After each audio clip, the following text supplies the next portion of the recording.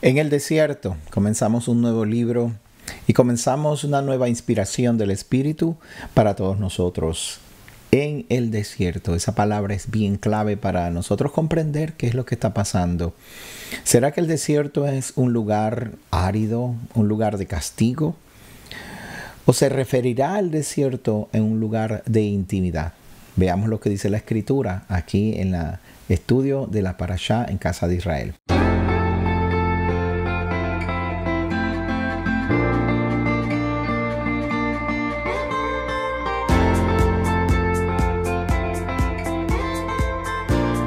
Shalom, amada familia, bienvenidos a un nuevo estudio de Casa de Israel Yarai, las porciones de cada semana. Hoy comenzamos un nuevo libro, un libro bien interesante, el tercer libro de la Torá, el cuarto libro de la Torá, el libro de Números, y vamos a ver cómo comienza este libro. El nombre del libro no es tan interesante cuando usted lo lee en español o en inglés, el libro de Números. Especialmente no es interesante para aquellos que no les gusta la matemática, ¿verdad? Pero si usted lee y descubre el libro en el nombre original que se nombró, el libro de en el desierto, o Bamidbar, que fue como se llamó el libro originalmente, entonces ahí podemos ver algo un poquito más interesante, especialmente porque se trata de la historia del pueblo de Israel caminando por el desierto. Y hay varias cosas que quisiera compartir con ustedes, que está como un sumario, ¿verdad? Como un compendio de lo que es el libro, para que tengamos idea de qué es lo que vamos a estar leyendo mientras estudiamos este libro. El libro de Bamidbar, como mejor se puede llamar, o el libro de Números, como usted lo va a conseguir en cualquier lugar, refleja los detalles de los 40 años de la travesía del pueblo de Israel en el desierto, especialmente desde que comienza esa travesía, porque en este libro vemos como el Eterno le dijo al pueblo de Israel que no iba a entrar a la tierra y que iba a estar en el desierto por 40 años. Eso es la parte clave de esto. Por eso es cuando escuchamos el nombre de en el desierto y sabemos que se trata de la travesía del pueblo de Israel en el desierto, entonces ahora se consigue un poquito más de interés, ¿verdad? En estudiar el libro. En el libro vemos la rebelión y la desobediencia del pueblo de Israel, que desafortunadamente causó, ¿verdad? Esta rebelión causó que el pueblo de Israel perdiera la oportunidad de entrar a la tierra específicamente los que salieron de Egipto mayores de 20 años, que eran los que estaban listos, ¿verdad?, para la guerra. También vamos a ver, a pesar de su rebelión y su desobediencia, vamos a ver la misericordia, la disciplina que Dios les impone para poder rescatarlos por causa de la promesa que Jehová tiene para el padre Abraham. También vamos a ver cómo el Eterno cumple su convenio, cumpliendo su convenio de diferentes maneras. Una de ellas, el convenio, es no permitiendo que todos mueran, sino que una gran parte del pueblo, los que salieron de Egipto, murieron, pero también él cumplió su parte del pacto al permitir que más de ellos se salvaran y pudieran nacer en el desierto y pudieran entrar a la tierra prometida. También vemos las ordenanzas para que la presencia divina se mantuviera dentro de el pueblo, dentro del campamento de Israel. Su presencia no iba a faltar al pueblo de Israel, porque eso fue lo que Jehová les había prometido. Y por último tenemos varias instrucciones de cómo mantener esa disciplina y esos niveles de pureza, esas citas divinas. Como el Eterno le dice al pueblo: si tú haces esto, mi presencia va a estar allí en medio tuyo. Pero no abandones el pacto que he hecho con ustedes. Todo este libro está muy interesante. Vamos a tener varias historias mientras vamos estudiando el libro y vamos caminando a través del libro de En el desierto, mejor llamado Bamidbar, o llamado el libro de Números. Pero hoy quiero enfocarme en algo muy interesante. Y quiero pues que vayamos a las definiciones de la palabra, porque la palabra Bar Midbar está compuesta de el prefijo ba o be, que significa en o dentro de, y después dice midbar, midbar, que tiene varios significados, entre ellos pues lo que es la palabra desierto, como lo podemos conocer, pero hay una raíz etimológica de esa palabra que me llamó tanto la atención y me llama la atención porque en esa definición encontramos el deseo de Jehová encontrarse con sus hijos. Esto es una expresión que yo aprendí hace muchos años aquí en Casa de Israel Yará, y es la expresión siguiente: solo los hijos son enviados al desierto. Porque el desierto, como nosotros lo vemos, es como un lugar árido y sin vida. Sin embargo, si nosotros vamos a la definición de la palabra midbar, vamos a encontrar que la verdad es que el desierto es un lugar de orden, es un lugar específico donde se nota o se ve claramente el orden que Jehová estableció en la naturaleza, el orden divino, el orden natural de las cosas. Normalmente cuando usted ve una ciudad, ¿verdad? Y ve una ciudad hermosa, construida con todos sus edificios y todas sus facilidades, y usted ve la ciudad, ¿verdad? Con sus luces y sus carreteras bien alumbradas, y ve las líneas y todo se ve bien. Uno considera que eso no es un lugar de orden. Sin embargo, si usted detiene todo y todo el mundo se muda fuera de la ciudad y todo el mundo abandona la ciudad, cuando usted ve la ciudad comienza a deteriorarse y las plantas y los animales comienzan a tomar el lugar de la ciudad, como era antes, como estaba hecho antes en la naturaleza. Las plantas crecen por todas partes, los edificios se llenan de árboles o de enredaderas, y los pájaros empiezan a vivir allí.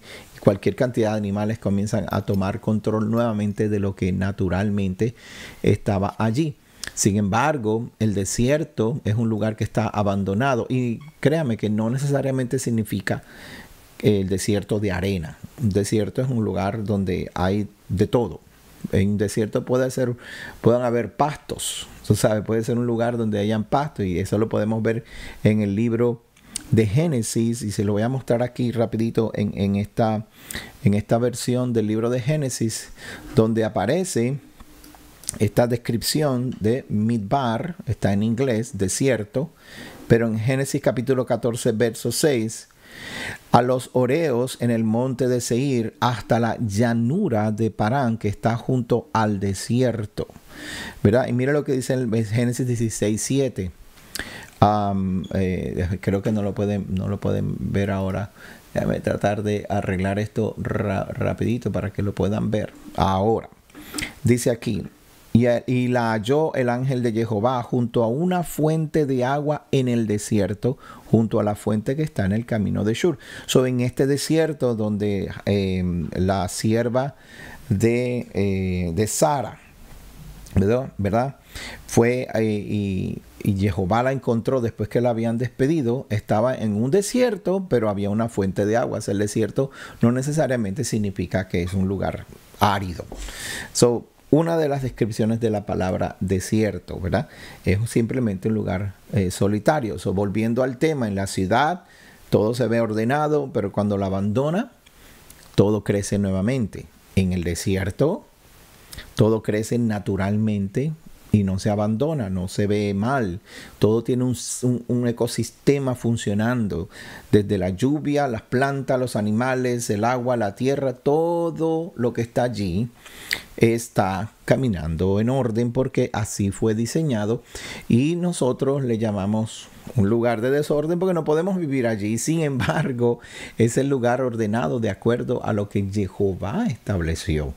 Así fue como Jehová lo hizo. Por lo tanto, no es un lugar de caos, sino un lugar de orden. El desierto donde Jehová lleva a sus hijos es un lugar de orden, es un lugar ordenado. Hablando de eso, quiero que vayamos al libro, ¿verdad? A la carta de Lucas, en el Nuevo Testamento, en el Brit Hadashah, mejor dicho, donde Yeshua es llevado al desierto. Y después vamos a ver esas definiciones después de la historia de Yeshua. So, vaya conmigo al libro de Lucas. Se lo voy a poner aquí en la Biblia. Capítulo 3. Primero comenzando por la aparición de Juan, ¿verdad? En el verso 2 en adelante, en tiempos de los sumos sacerdotes, Anás y Caifás, vino la palabra de Elohim a Juan, hijo de Zacarías, en el desierto. ¿Ve la palabra aquí? Él estaba en el desierto. Y dice que entonces él anduvo por toda la región alrededor del Jordán, predicando el bautismo del arrepentimiento para perdón de pecados, la inmersión de arrepentimiento. Sabes que es una inmersión que él estaba predicando, básicamente pidiendo o predicándole al pueblo que era tiempo de arrepentirse y de que sean perdonados sus pecados. ¿Qué estaría pasando en ese momento en Israel? Que Jehová envió a un profeta para hacer que el pueblo se arrepintiere. Y esa pregunta es bien interesante, ¿verdad? Ahora, mira lo que dice. Como está escrito en el libro de las palabras del profeta Isaías, que dice: voz que proclama en el desierto, preparad camino del Señor, enderezar sus sendas. Todo valle será rellenado y toda montaña y colina serán rebajadas. Los senderos torcidos serán enderezados y los caminos ásperos allanados, y toda carne verá la salvación de Jehová. Ahí está. Isaías capítulo 40. Juan después decía a las multitudes que salían para ser bautizadas por él, les insultaba y les decía: generación de víboras, ¿quién os enseñó a huir de la ira venidera? Producid pues frutos dignos de arrepentimiento, y no comencéis a decir dentro de vosotros mismos: Abraham tenemos por padre. Porque os digo que aún de estas piedras Elohim puede levantar hijos a Abraham. También el hacha ya está puesta a la raíz de los árboles. Por lo tanto, todo árbol que no da buen fruto es cortado y echado al fuego. Entonces las multitudes que escuchaban cómo los insultaban y cómo les preguntaron: pues, ¿qué haremos? ¿Qué vamos a hacer, Juan, profeta? Y respondiendo les decía: el que tiene 2 túnicas, dé al que no tiene, y el que tiene comida haga lo mismo. También fueron unos publicanos para ser bautizados y le preguntaron: maestro, ¿qué haremos? Y él les decía: no cobréis más de lo que está ordenado. También unos soldados le preguntaban diciendo: ¿y nosotros qué haremos? Y él les dijo: no hagáis extorsión, ni denunciéis falsamente a nadie, y contentaos con vuestros salarios. Wow, esto es digno de que hagamos un estudio solamente de esos versos, porque traen mucha claridad de lo que estaba pasando con los llamados pecadores en el tiempo de Yeshua. Y dice aquí en el verso 15: como el pueblo estaba a la expectativa y todos especulaban en sus corazones si acaso Juan sería el Mesías, Juan respondió a todos diciendo: yo a la verdad os bautizo o hago inmersión en agua, pero viene el que es más poderoso que yo, de quien yo no soy digno de desatar la correa de su calzado. Él os bautizará en el Espíritu Santo y fuego. Su aventador está en su mano para limpiar su era y juntar el trigo en su granero, pero quemará la paja en el fuego que nunca se apagará. Así que, exhortando con estas y otras muchas cosas, anunciaba las buenas nuevas al pueblo. Pero el tetrarca Herodes, cuando fue reprendido por Juan respecto a Herodía, la mujer de su hermano, y de todas las maldades que Herodes había hecho, añadió a todo también esto: encerró a Juan en la cárcel. Juan era un profeta de estos que hablaban la verdad, que estaban claros, y la gente fue donde él para decirle: ¿qué vamos a hacer? ¿Dónde fueron la gente? Al desierto. En el desierto descubrieron y encontraron que Jehová estaba llamando al pueblo a arrepentimiento. Para eso se va al desierto. El desierto no es un castigo. El desierto no es un lugar donde vas a ir para ser castigado o para ser procesado, entre comillas, como muchas personas que pasan por situaciones, no saben por qué la están pasando y dicen, estoy pasando un desierto.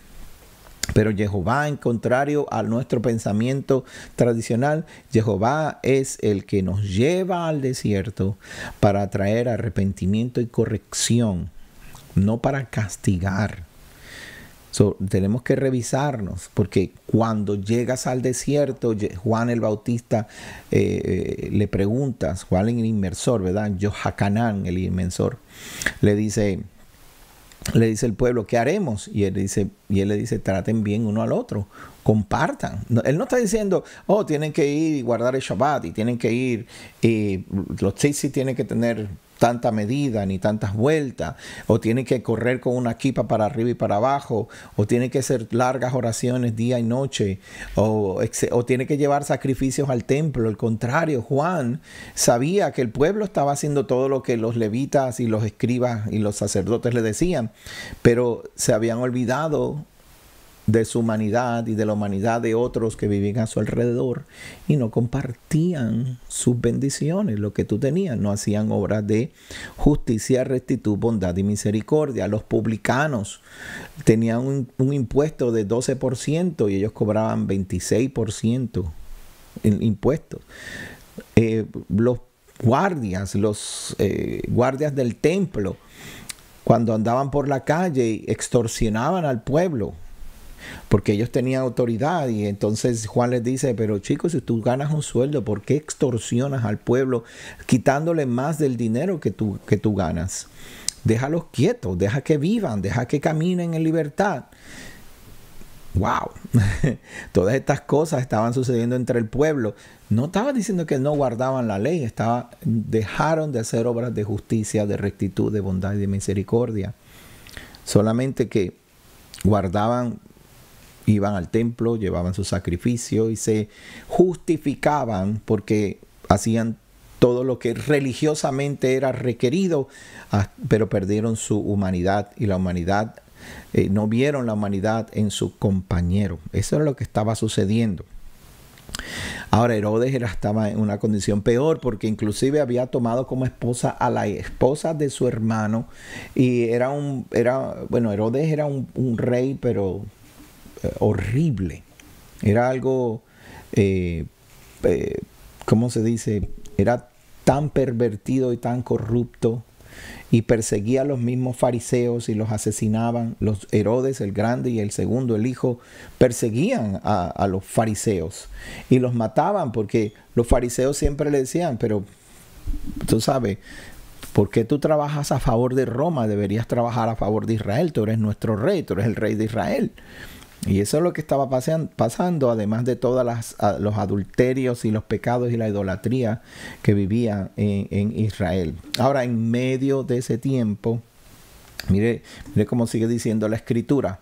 Aconteció que en el tiempo en que todo el pueblo estaba yendo a inmersión, también Yeshua fue. Y mientras oraba, el cielo fue abierto y el Espíritu Santo descendió sobre él en forma corporal como paloma. Luego vino una voz del cielo: Tú eres mi Hijo amado y en ti tengo complacencia. Tú eres mi Hijo amado y en ti tengo complacencia. El bautismo de Yeshua representó que él, para testimonio de todos, cuando entró a las aguas, el Espíritu Santo vino sobre él y se escuchó una voz para que todo el mundo supiera que ese es el Hijo de Jehová, el Hijo que Jehová había escogido para venir a la tierra y tomar nuestro lugar. Ahora, eso es un proceso de adopción que ahora mismo no tengo tiempo para explicar todo lo que representa, ¿verdad? El proceso de adopción de Yeshua. Pero miren lo que dice en el capítulo 4 de Lucas. Miren lo que dice tan interesante. Entonces Yeshua, lleno del Espíritu Santo, volvió del Jordán y fue llevado por el Espíritu al desierto por 40 días y era tentado por el diablo. No comió nada en aquellos días y cuando fueron cumplidos tuvo hambre. Entonces el diablo le dijo, de hecho la palabra aquí, diablo, ¿verdad? De una forma en griego, diabolos, es difamador. Claro, esto es una explicación más, si se dice, teológica, como el adversario de Dios, ¿verdad? Pero yo, recuerden que yo les hice un estudio hace unas semanas atrás con los caballeros, hice un estudio donde les expliqué claramente lo que significaba la palabra diabolos, que en realidad lo que significa la palabra diabolos en griego es un ídolo como los ídolos del pueblo de Israel, ¿verdad? En Egipto o en Canaán cuando llegaron, un ídolo que al fin y al cabo es inútil. La palabra diabolos en hebreo significa inútil, algo que no sirve. Okay, so allá estaba Yeshua en el desierto y le vino a la mente, le vino el adversario, que es la palabra, ¿verdad? O le vino este pensamiento a Yeshua, un ataque directo para decirle, tú ahora eres hijo de Elohim. Veamos cómo dice en la Biblia, ¿verdad? Aquí dice, entonces el enemigo le dijo, si eres hijo de Elohim, di a esta piedra que se haga pan. Mira la pregunta, si eres hijo de Elohim, ¿no fue esa la voz que se escuchó que decía, este es mi hijo amado? Entonces ahora el enemigo le pregunta, si eres hijo de Elohim. No es eso lo que nos pasa cuando a veces llegamos a la iglesia finalmente después de una larga travesía en el mundo, en la vida. Llegamos y el Señor nos abraza y nos dice, hijito, nos llama y nos dice, tú eres mi hijo amado. De repente, en lugar de ir y ver todo el mundo color de rosa y de que todas las cosas mejoraran, pasamos por nos somos enviados a un desierto. Y nos cuestionamos, ¿será que la decisión que yo tomé es la correcta? ¿Qué fue lo que hice? Si eres hijo de Elohim, dile a esta piedra que se haga pan. Yeshua le respondió, escrito está, no solo de pan vivirá el hombre. Al llevarle a una altura, le mostró todos los reinos de la tierra en un momento. Y el enemigo le dijo, a ti te daré toda autoridad y la gloria de ellos, porque a mí me ha sido entregada y la doy a quien yo quiero. Por eso, si tú me adoras, todo será tuyo. Y Yeshua le dijo, escrito está, a Jehová tu Elohim adorarás y a él solo servirás. Y le llevó a Jerusalén y le puso de pie sobre el pináculo. Las primeras pruebas son pruebas de mi necesidad, de lo que yo necesito. Pruebas de lo que yo puedo vivir. Pero luego lo lleva al pináculo del templo y la otra prueba que le da es una prueba para que no sea probado yo, sino que yo pruebe a Jehová. Le dice, lo llevó a Jerusalén y le puso de pie sobre el pináculo del templo. Le dijo, si eres hijo de Elohim, échate aquí abajo, porque escrito está, a sus ángeles dará órdenes acerca de ti para que te guarden, y en sus manos te llevarán, de modo que nunca tropieces con tu piedra. El enemigo, ¿verdad? En su mente le está diciendo a Yeshua, mira, pero tú sabes que tú me has citado la escritura 2 veces, pero la escritura dice también que él va a enviar sus ángeles para que te guarden. Así que si te tiras desde el pináculo del templo no va a haber ningún problema porque él te va a rescatar. Pero Yeshua le responde, dicho está, no pondrás a prueba al Señor tu Elohim. No es de nosotros el probar al Eterno. Y cuando el adversario acabó toda tentación, se apartó de él por algún tiempo, porque Yeshua no dejó de estar en la carne.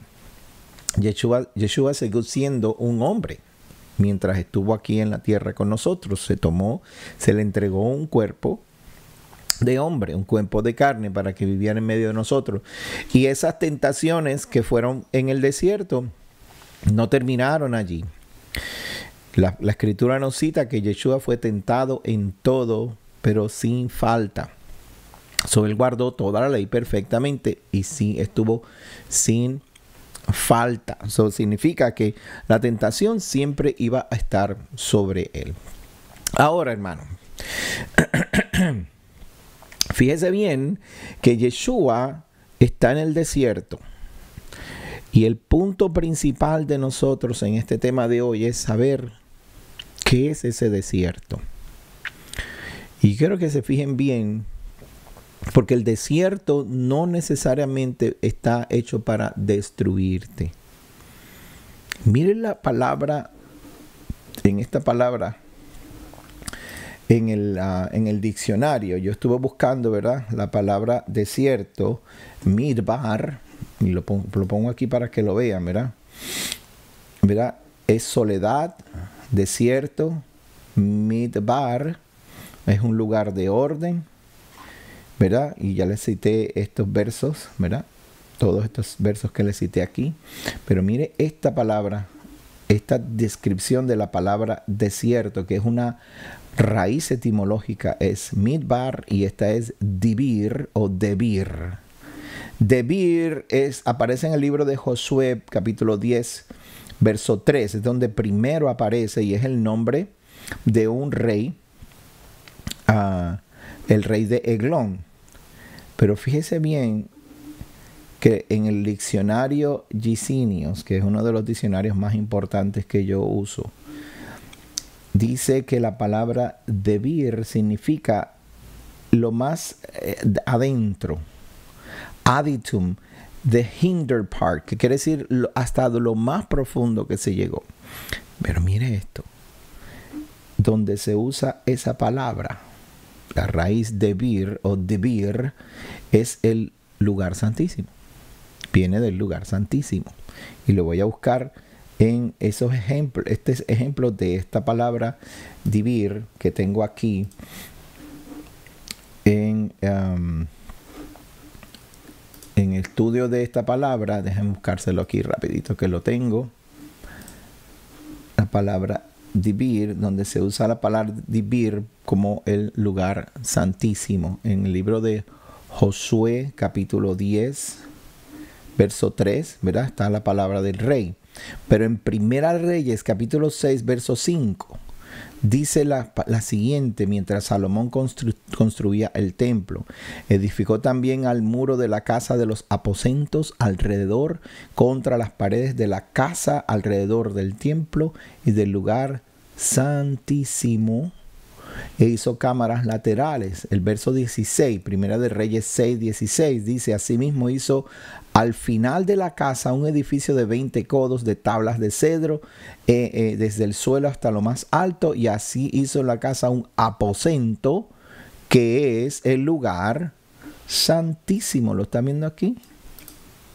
Y adornó, verso 19, el lugar santísimo. Cada vez que usted ve que estas palabras están en amarillo, significa que está citando la palabra dibir, que fue la palabra que yo les mostré ahora, que es la raíz etimológica de midbar, que es en el desierto, y viene del nombre del libro que estamos estudiando, Bamidbar, donde van los hijos, donde Jehová lleva a sus hijos. Mire qué interesante que el desierto es un lugar íntimo, un lugar sagrado, un lugar donde solamente los hijos van. Un lugar que puede ser árido por momentos, pero es un lugar que mantiene el orden natural de Jehová. Y hoy yo les exhorto que cuando leamos el libro Bamidbar o el libro de Números, y mientras estudiamos esta palabra, y mientras estudiamos a Yeshua yendo al desierto, pensemos no un desierto como un lugar árido, sino un desierto como un lugar de orden y un lugar de intimidad. Porque al desierto solamente van los hijos.